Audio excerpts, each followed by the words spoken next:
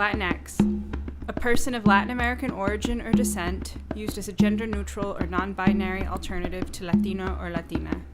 Latinx, we're black, we're brown, we're white. We're immigrants, we break binaries and cross borders. We speak all languages and are of all abilities, faiths, spiritualities, sizes, gender identities, sexual orientations, and documentation statuses, and we're here to stay.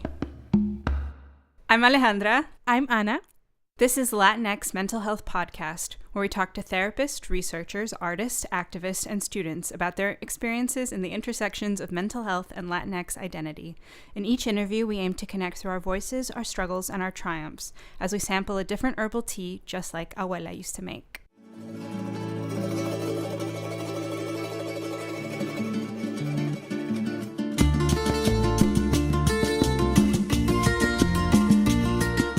For this episode, we spoke to Dr. Lauren Gulbas, a cultural and medical anthropologist at the UT Austin Steve Hicks School of Social Work. Lauren Gulbas has a long-standing interest in understanding how social change in local contexts shapes cultural meanings and experiences of distress across individual, cultural, and institutional levels.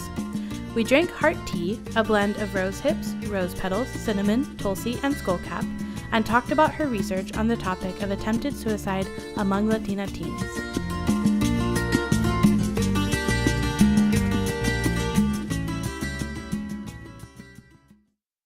This episode contains discussion of suicide and self-harm, so keep that in mind while listening and take good care.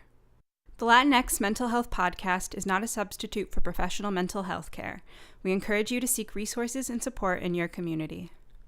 So we're really excited today to have you on the show as someone who we've known for a long time, as our professor, as our mentor, our friend, all around lovely human. So we're hoping to start, for the people who don't know you as well as we do, if you could talk a little bit about who you are. Okay, I'm going to start with my name. My name is Lauren Gulbas.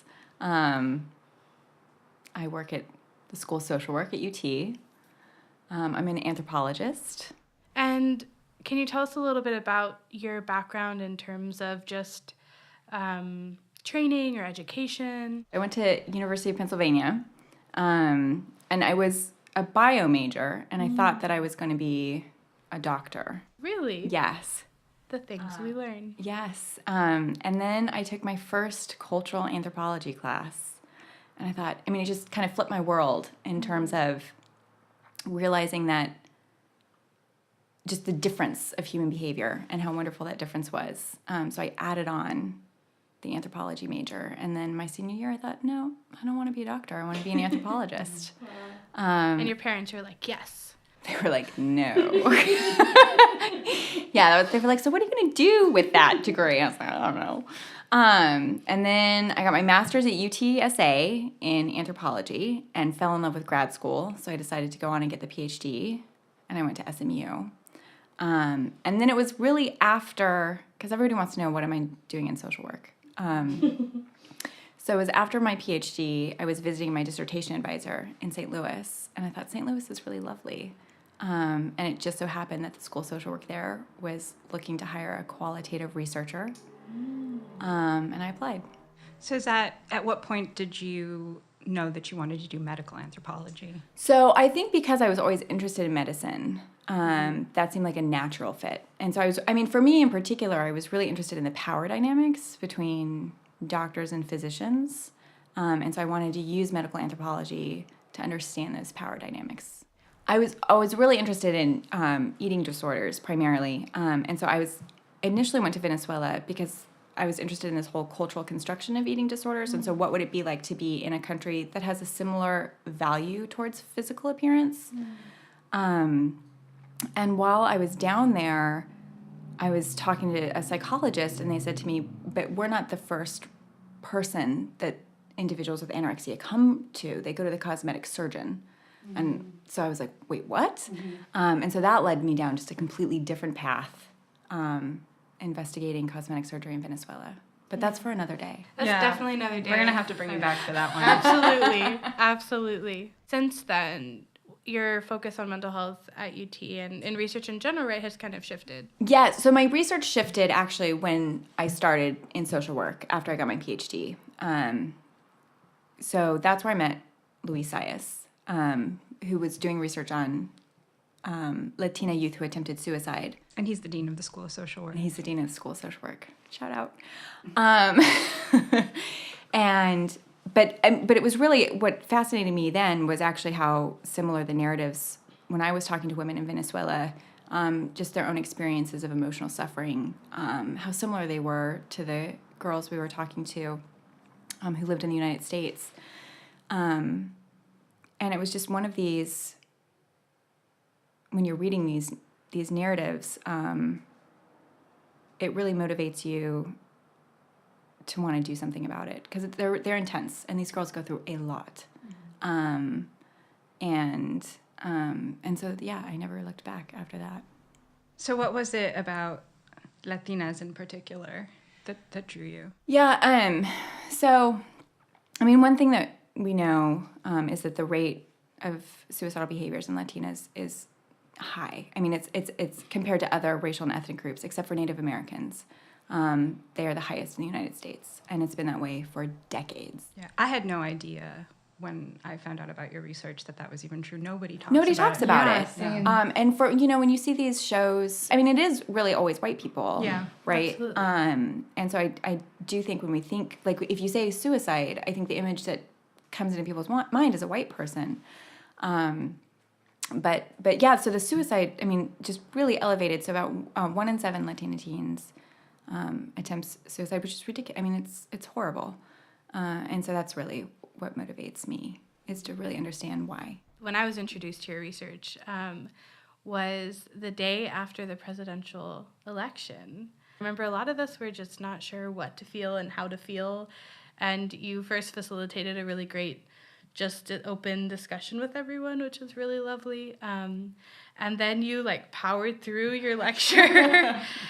And what was amazing was for that 45 minutes or hour that you were talking, I think I remember telling you, I forgot what was happening in the world around me, because it was so interesting and engaging to hear about all of the different pieces that you're looking at. Yeah, that was a hard day to have to talk about that topic. I mean, I remember I was really, really worried. I thought, seems like a really heavy topic to talk to a group of people who, for all intents and purposes, I think were in some sort of mourning. If you want to tell us a little bit more about that research itself. Yeah, I mean, so I think what's, and I don't want to use the word fun, stimulating maybe about being an anthropologist, is I think so much of the time when we're studying suicide, we're thinking about it from a psychological perspective. And there's a certain truth to that, right? That we know that, individuals who are suffering psychologically, but there are these other pieces that I think make it unique for Latina teens, and that's what I was talking about a little bit in that class. Mm-hmm. A lot of the research talks about how family conflict is a high, it's a risk factor for suicidal behaviors. And so there's this question about, what is shaping the family conflict in Latina families? And for me, it's always being really careful to say it's not the family, right? But it's understanding actually how the context that we live in creates conflict for that family. And so, for me, I was reading this father's narrative when he was kind of reflecting on the time that his daughter attempted suicide. And he's saying, I don't want my daughter to become a stereotype of what Latina teens are stereotyped in. If we read the popular media, risk for drug use, teen pregnancy, physical violence in schools. And he was like, so I don't want that for my daughter. And at that moment, I actually had this aha moment of, wow, our research on prevalence rates, how that affects parents. Yeah. Right. And so he was like, so I try and control her to the degree that is possible, because what else is he supposed to do? And, he doesn't, what is he going to do? He wants to protect his daughter. He wants his daughter to have a good life. Mm-hmm. And understanding that there is this stigma towards Latino families and wanting to protect them from that stigma. And because adolescence can sometimes be a difficult time, that just creates this perfect storm. But that's our environment doing it. It's not, them. And I think that's important. Yeah, for sure. I think that's a really great way to think about it. And it is very social worky to think about the environmental context and all of this in the context of social justice or oppression and how that impacts families and then individuals in that way. Right. And these are families, I mean, there's just a lot going on in the families. Low socioeconomic resources, so parents are stressed about that and having to work.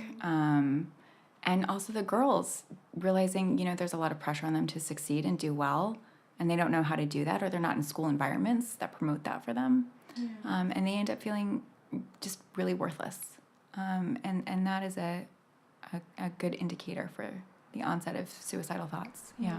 So over the years that you've been doing this research, have you noticed any changes, especially now with the political climate? It'll be interesting to see now with the political climate, because we're just now starting to collect some more data. I don't doubt that it shapes what's going on. I mean, especially as you hear about crackdowns on sanctuary cities, like families feel this. And even if in a particular family it's not about legal status, they're still being perceived in a certain light. And it's a lot of stress. Yeah, for sure. As you're thinking about what you've read, or like who people you've interviewed, or all these stories that you have up here in your brain. Yes. I guess I sort of have two questions about that. But the first one is there a particular example that really, to you, brings up a lot of this, or just some common threads in the narratives that you would want to kind of describe for us? I think what's phenomenal for me that comes out in these interviews is how lonely these girls are. And how observant they are about their parents' own stress. And so we see that come out in different ways. So for example, when a parent dies, them not wanting to go to the parent who's still living because they know that it's painful for them, or wanting to go to mom or dad with their problems because they understand that they also have a lot on their plate. And so that's always really, really stuck with me. And certainly that doesn't define all of the girls, but that's what really speaks to me, is how mindful they are and trying to be the good daughter where everything is okay, because they know, and they're trying to do that for their parents, and they're trying to do that for their family, and they're really lonely and they're really isolated. And I think that for me it's just so profound how one person can make such a difference in their lives.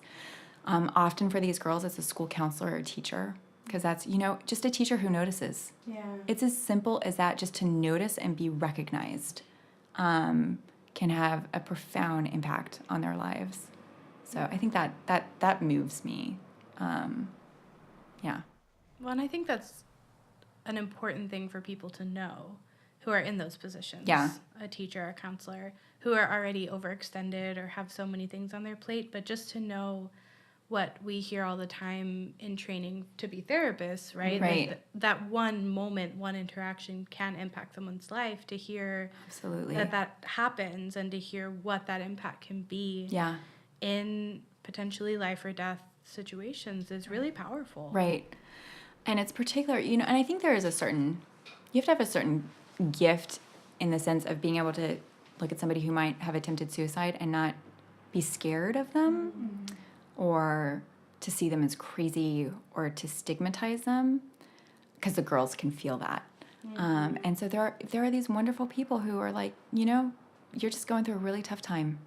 The kind of recognizing that other people are going through this too, and kind of normalizing it in a sense. And that also makes a difference to them, because then they feel heard. They feel listened to. And that can be really hard to do. Something that I've liked about conversations that I've had with you and some of your writings has been about like this idea of like body as metaphor. Yeah. And And I would like you to like expound on that a little bit for us, and also maybe touch on self-injury a little bit. So, I mean, with Latina girls, the most frequent methods we see are either overdose but there's also a lot of cutting. And there are some time, you know, we live in a society where the mind and body are completely distinct. And we haven't learned how to feel with our bodies, right? And so there are sometimes in these moments of stress where they're feeling completely with their body, but they're being told they should be able to think about this and process this somehow, and they just can't, right? And in that sense, they start to use their body in a way that helps them escape the suffering that they feel. And we've talked a little bit about what's really interesting with thinking about Latina teens and this notion of cutting, right? And the kind of mark that makes on the body, but also thinking symbolically, what does that mean about the border, right? Yeah. And so in some, you know, we're thinking about the boundary between body and emotion, or the boundary between intact skin and cut skin, and then the boundary between Mexico and the United States. You know, so I think it's important to kind of acknowledge what that might communicate, in particular with that kind of act. Yeah. Yeah, for sure. I wonder too, this is kind of the second thing I was thinking of, as I'm imagining all the stories you've heard that are in your head, what the impact of hearing a lot of these really difficult things has been, and how you've navigated that. That's a really good question. Thank you. You're welcome. But it's relevant for so many of us that are starting in therapy too, right? Who are also maybe interested in research and trying to figure out how to hold that in different spaces. Right. So when I'm doing this kind of research, I need to be in therapy myself, especially because there are so many times where you see yourself in the participant. And I imagine, again, I'm an anthropologist, but I imagine a lot like therapy, the way in which that kind of brings up your own stuff that you're dealing with. But nobody talks about that. Nobody talks about the fact that there are researchers in therapy. Right. But hopefully we all are. That would be a good thing. I think everybody should be in therapy. I agree. But there are some narratives that I have not included in our papers because I can't. That the story is too intense, and in some ways too close, that I actually can't even bring myself to try and understand what it means. And so while they may be counted as a participant, their story is absent in my writing, because I write with a lot of case studies, using pseudonyms and stuff, but the words of these girls, and there are a few girls whose words are absent from these manuscripts because it's too hard for me, and that becomes kind of an interesting question from a scientific perspective. Like, what does that mean? Like missing data or something. Missing, right. Yeah. But I can't. I'm not ready for it. We were just actually at the Latin American Studies Institute at UT. They brought some counselors from the mental health center on campus over to talk to us about research and trauma. Okay. And one of the themes I think a lot of the students were bringing up which is the flip side of what you're saying, was reading source material, reading what other people have written that have these narratives, and, having to take a break, having to cry, right? How on the other side of that, how to engage in literature that looks like that and sounds like that and impacts you in a lot of the same ways. And you're using it because you have a deadline for a paper or something like that, right? Right. And it was also, this was what was going through my mind when I came to talk to your class, right? Is that this can be really triggering or information to have to take in. So writing a paper for me, the audience isn't there, right? So I have to be honest, it's actually not something that I've thought about, like what it is to tell these stories that in some ways, as a qualitative researcher, are really, really detailed. But it's something that's always in my mind when I'm speaking in a class about it, like how much information to share, because these girls are so raw in their telling of their emotions. And so you're there with them. And what is that like to be with somebody in that space? Right. Well, will you tell us more about what that is like and what you do to also make sure they're taken care of in interviews? Yeah. So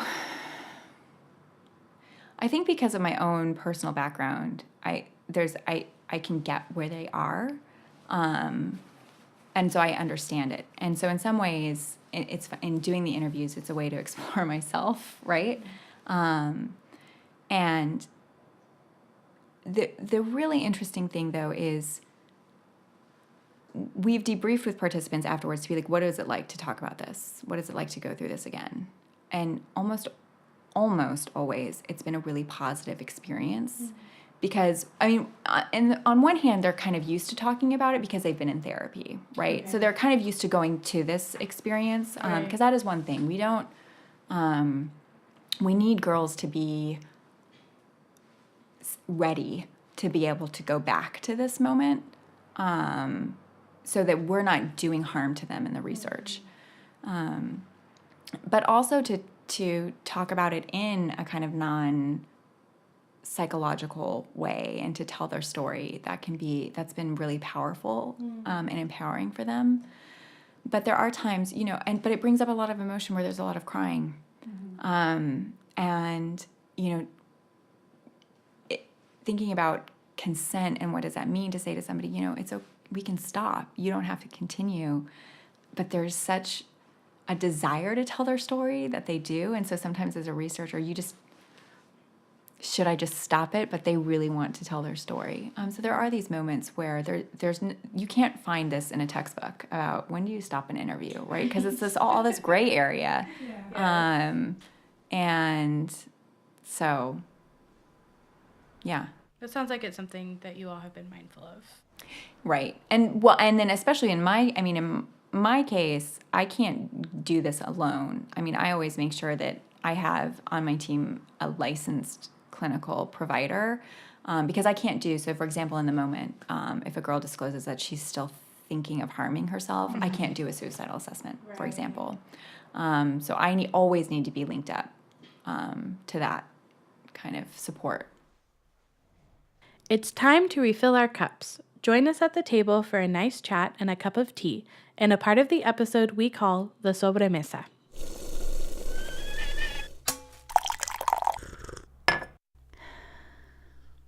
Can you tell us what en mi corazón means? En mi corazón means in my heart. And I think for this segment, it's about pride for our culture and for being Latinx, because I know for a lot of people, especially when we look at the media, there's this like message that we shouldn't be proud of who we are, that we're less than. And I know you and I have never had that experience personally. Like, we have a lot of pride for who we are and the languages that we speak and the experiences that we have and the strong connections of our family. But not everyone has had that opportunity or has been told that message. And I think it's really important for us to celebrate in the midst of all the things we're talking about, what we care about, what we all carry in our hearts, and things that cross cultures, things that are unique to particular cultures within Latinx identity. But today, thinking about the sobremesa as something that the two of us share in common, and I think a lot of people can connect with. So in this segment, En mi corazón, we decided to take some time and explain why we're calling our break a sobremesa. And it honestly, I mean, when we were talking, it seemed like it was something that spoke to both of us, and something that's important culturally. And it's this idea of the art of having a meal, the art of taking time to be with one another and talk to one another and spend quality time with each other. And I think also sobremesa being maybe more at the end of a meal, maybe you have a cafecito or something like that. And I think this idea of digesting something heavy, being the meal through conversation and something lighter at the end, something to drink, something warm. Yeah. When we were thinking about how we wanted to take a pause from the interview, the idea of sort of digesting something heavy, I really like that as a metaphor for digesting what the guest has said, because I do think sometimes we're going to go into heavier pieces. Yeah, or take a little time out from the interview and focus on other things before we turn back. And refill our tea glasses. Oh, yes, and refill our cups, which is such a cheesy metaphor. I love it. So I think we see this podcast as somewhat of an artistic expression in and of itself, and we thought it might be nice to talk a little bit about other forms of art that we engage in. Do you want to start us off? Sure. So I grew up in a musical family. In fact, the music for the podcast is part of a CD that my parents' band, Tokemaru, put together around the time I was born in the early 90s. And this is something that has stayed with me throughout my life. I play flute and I sing, and I love playing jazz, music from Cuba and other places in Latin America. And so for me, I think music is just an essential part of my daily life. And when there's times that I'm not playing music on a regular basis, I can feel the difference. I think it's like a really important part of my self-care as well. Cool. Yeah. How's your cowbell? My cowbell? Yeah. It always needs to be louder. Okay. You can never have enough cowbell. Yeah. So, yeah, Alejandra, do you want to talk a little bit about your artistic expression? If I must, sure. No, I do. So I grew up in a home with a lot of books and a lot of storytellers. Growing up, my dad had this massive library in our house with literature from all over the world in English and Spanish. And I kind of had free reign to it. And we would talk a lot about what I should be reading. And he would tell me, like, you can't stay in society if you don't read these books. Mm-hmm. And I, being a kid, kind of took it literally, like, what? Must read everything. Must read everything, because then I won't know what's going on or have any context. So there was that, and everybody in my family told stories. And so I know all of the stories about their childhood and the towns they grew up in, and like ghost stories and legends and all of that. And I started writing them down. I mean, I started making up stories from a very young age, and that's what kids do. Yeah. And I started writing them down probably when I was about 8 or 9. And I've just kind of continued writing ever since. And I write a lot about the border and all of those stories, because there is like a sort of magical quality to them that I really appreciate. But I also wanted to mention that I think these artistic expressions that we both have been really complementary to the creation of this podcast. Definitely. Because you have the sound of it very much in mind, and that's stuff that I have like really I like music, I can appreciate music, but I haven't been able to like put it together for the podcast. And I think your storytelling is super important for what we do, bringing in the way that we frame things and even the idea in the first place, the content for it. Yeah, so it's a beautiful union. What a great team. It's happy enough for you? I think so. We are so excited to announce that we will be hosting the Latinx Mental Health Podcast Season 1 Celebration and Fundraiser at Lichas Cantina on Saturday, May 11th from 2 to 5 p.m. We will have music, food, drinks, and awesome podcast swag for purchase. We are taking a moment to celebrate the first season of this podcast and would love to chat and hang out with all of you. Join us to help raise some money so we can keep doing this important work. You can find information about the fundraiser on our website and social media and sign up on Eventbrite. So you said that you feel like some connection to these girls. Would you mind talking about that a little bit? Yeah. So I was an adolescent. I'm still an adolescent in many ways. Who had a lot of strong feelings. Who just, I didn't know what to do with them. And so when I was an adolescent, I would cut. And it's the first time I've actually told anybody outside of therapy about this, the world. And because they were just really big feelings, and I didn't know what to do with them. And I still, it's something that I continue to struggle with. So I get it. I really, really, really get what that's like. And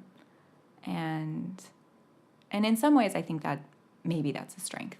Yeah. For sure. I think with adolescents especially, like they want to feel heard. Right, right. But like we have, we don't, I think about my daughter, for example, and they do a lot of social emotional learning, which is wonderful. Like I didn't get any of that when I was growing up. I don't even think that was a phrase. But, like when you're feeling these big, try and take a deep breath and everything. But that can be really hard sometimes in the moment where breath might not encompass all of that. So it becomes a really interesting question to think about what our culture says about emotion and how we're supposed to treat emotion, deal with emotion. Like handle it. Well, and like when it's allowed and where it's allowed and when and where it's not allowed. Yeah. Right. Even back to the, thing around academia, like when am I allowed to go into class and talk about how a reading affected me emotionally? Right. That's, we're talking about a white heteronormative patriarchal structure that is academia when we know all of the ways in which women and people of color have been labeled as emotional, and there's all these pieces there to untangle. But oh gosh, and isn't that the worst when you feel motivated, like something in class and you want to cry and then you're like, oh gosh, no. Right, or when a professor literally says, leave your emotions at the door for this class, which I've heard before. It just strikes me as... Oh my gosh, I don't know and how. But that speaks to what you're saying earlier. We're expected to disconnect. Right. And then some of this response is to that, right? Yeah, right. And somehow it should be as easy as that, like turn it on and turn it off. Like it's some sort of valve, which it's not. Right. Yeah. And that separation of mind, body, where like all of a sudden you're just this walking brain. Right. Yes. But that's the idea, right? Yeah. Like in theory, that's what we are in that space. Right. And then on top of it, the people that aren't doing that, then there's something wrong with them. Right, of course. Right. Then they're the emotional. They're the ones Exactly. with mental illness. Exactly. So it's, I think exploring some of those things can be illuminating in terms of our own kind of dominant U.S. culture. Yeah, and normalizing and validating those of us who do sit in class with feelings. Right. That's okay. Like, Right. There may not be a space for them all the time, but that's a normal reaction you should have when you read about these types of topics. And I think especially when you're the other and they're talking about you. Right. It's easy for some people to not be connected to it because they're not connected to it. But I think so often, especially when we look at like social work, cultural anthropology, like there's a lot of like othering that happens. Absolutely. Even though the intention is not to other, that's what happens. And so That's the result. Yes, absolutely. it's not surprising that people of color will have stronger feelings Right. about this. You're talking about something that directly impacts me. Right. Right. I'm just really curious about what it's like to be an anthropologist amongst social workers. I want to hear about that too. That's a great question. Thanks. I am so tired of the word culture. I think, and this is anthropology's fault. We created this problem. I'm actually working with, there's more and more of us anthropologists in social work.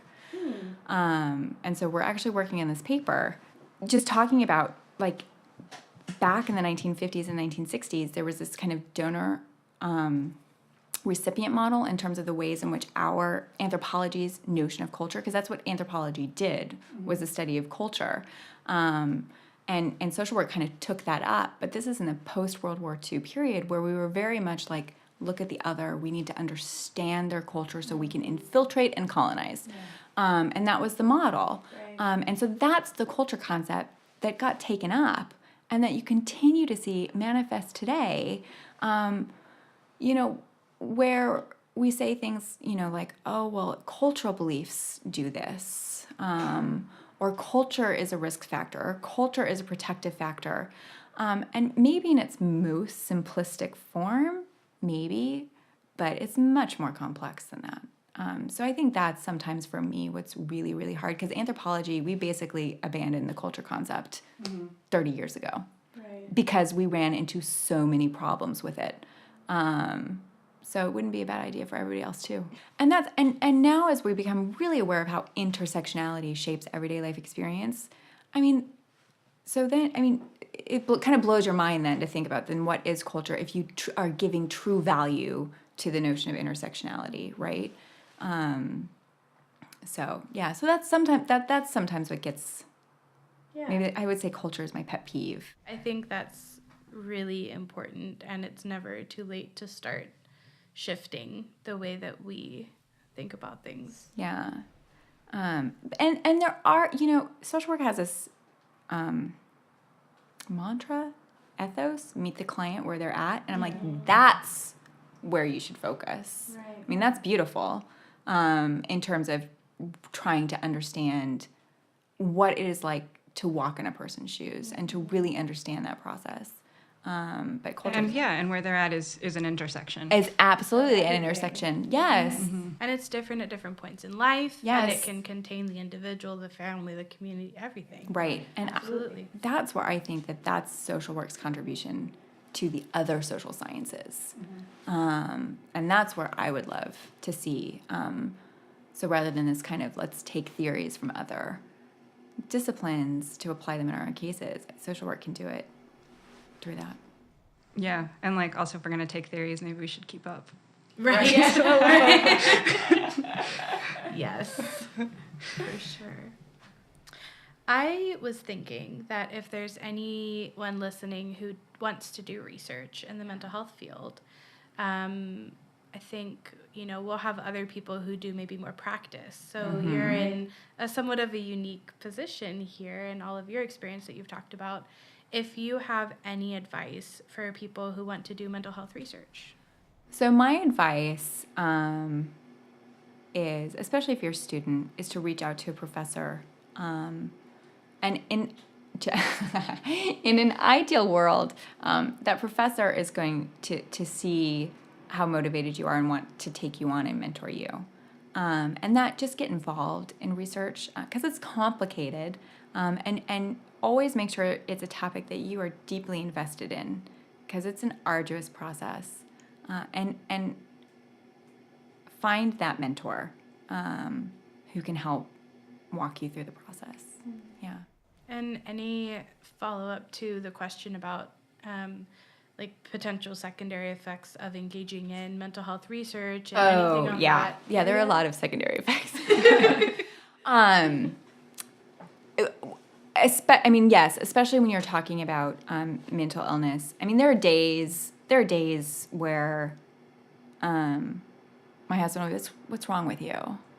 And I'm like, I wish I could tell you what this interview was like, but I can't because you get stuck in these moments. And so you feel that, and you have to know yourself deeply to be able to evaluate when are you too stuck.